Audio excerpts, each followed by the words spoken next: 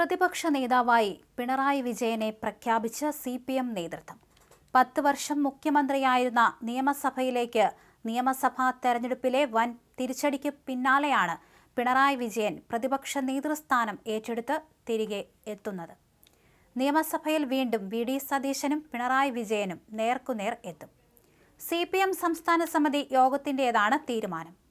പിണറായി വിജയൻ പ്രതിപക്ഷ നേതൃസ്ഥാനത്തു നിന്നും ഒഴിയുന്ന പക്ഷം അത് പാർട്ടിക്ക് വലിയ തിരിച്ചടിക്ക് കാരണമാകുമെന്നും രാഷ്ട്രീയ ഒളിച്ചോട്ടമായി വ്യാഖ്യാനിക്കപ്പെടാൻ സാധ്യതയുണ്ടെന്നുമുള്ള വിലയിരുത്തലുകളെ തുടർന്നാണ് അദ്ദേഹത്തെ തന്നെ പരിഗണിക്കണമെന്ന നിലപാടിലേക്ക് നേതാക്കൾ എത്തിയത്. പോളിറ്റ് ബ്യൂറോ അംഗങ്ങൾ കൂടിയാലോചിച്ചാണ് ഈ ഒരു തീരുമാനം എടുത്തത്. സെക്രട്ടേറിയറ്റ് അംഗങ്ങളുടെ പൂർണ്ണ പിന്തുണ ലഭിച്ചതായും സജി ചെറിയാനും KN ബാലഗോപാലും P രാജീവും ഉൾപ്പെടെ പിന്തുണ നൽകിയതായും നേരത്തെ വിവരം പുറത്തു വന്നിരുന്നു. പ്രതിപക്ഷ ഉപനേതാവായി KN ബാലഗോപാലിനാണ് സാധ്യത.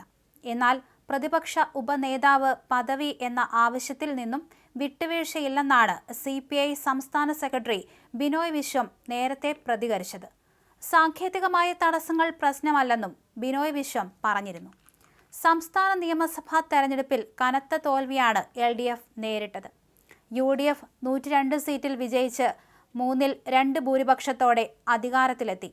LDFന് 35 സീറ്റാണ് കിട്ടിയത്. സംസ്ഥാനത്തിന്റെ ചരിത്രത്തിൽ ആദ്യമായി NDAയ്ക്ക് 3 സീറ്റും കിട്ടി. കോൺഗ്രസ് 63, മുസ്ലിം ലീഗ് 22, കേരള കോൺഗ്രസ് 7, സ്വതന്ത്രർ 4, RSP 3, RMP 1, Kerala Congress Jacob 1, CMP 1 എന്നിങ്ങനെയാണ് UDFന്റെ വോട്ട് നില. CPIM 26, CPI 8, RJD 1 എന്നിങ്ങനെയാണ് LDF വോട്ട് നില. BJP നേമം, കഴക്കൂട്ടം, ചാത്തന്നൂർ മണ്ഡലങ്ങളിലാണ് വിജയിച്ചത്. LDFന്റെ 13 മന്ത്രിമാരാണ് പരാജയപ്പെട്ടത്.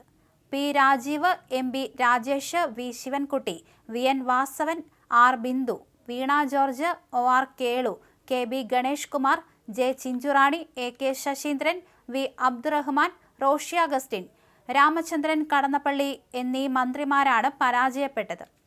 Pinarayi Vijayan, KN Balagopal, Saji Cherian, Muhammad Riyas, K Rajan, GR Anil, P Prasad എന്നിവർ മാത്രമാണ് മന്ത്രിമാരിൽ വിജയിച്ചത്. അതേസമയം മുഖ്യമന്ത്രിയായി VD സതീശനെ പ്രഖ്യാപിച്ചതിനു പിന്നാലെ കോൺഗ്രസിൽ മന്ത്രിമാരെ സംബന്ധിച്ച ചർച്ചകൾ സജീവം. MLAമാരുടെ പിന്തുണയിൽ മുന്നിൽ KC വേണുഗോപാൽ ആണെങ്കിലും ജനകീയ വികാരം കണക്കിലെടുത്താണ് VD സതീശനിലേക്ക് ഹൈക്കമാൻഡ് എത്തിയത്.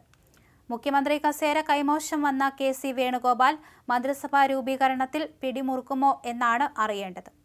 തിങ്കളാഴ്ച മുഖ്യമന്ത്രിയുടെ സത്യപ്രതിജ്ഞയ്ക്കൊപ്പം മുഴുവൻ മന്ത്രിമാരും സത്യപ്രതിജ്ഞ ചെയ്യാനാണ് ആലോചന. 21 അംഗ മന്ത്രിസഭയിൽ കോൺഗ്രസിന് മുഖ്യമന്ത്രി അടക്കം 11 മന്ത്രിമാരും സ്പീക്കറുമാകും ഉണ്ടാവുക.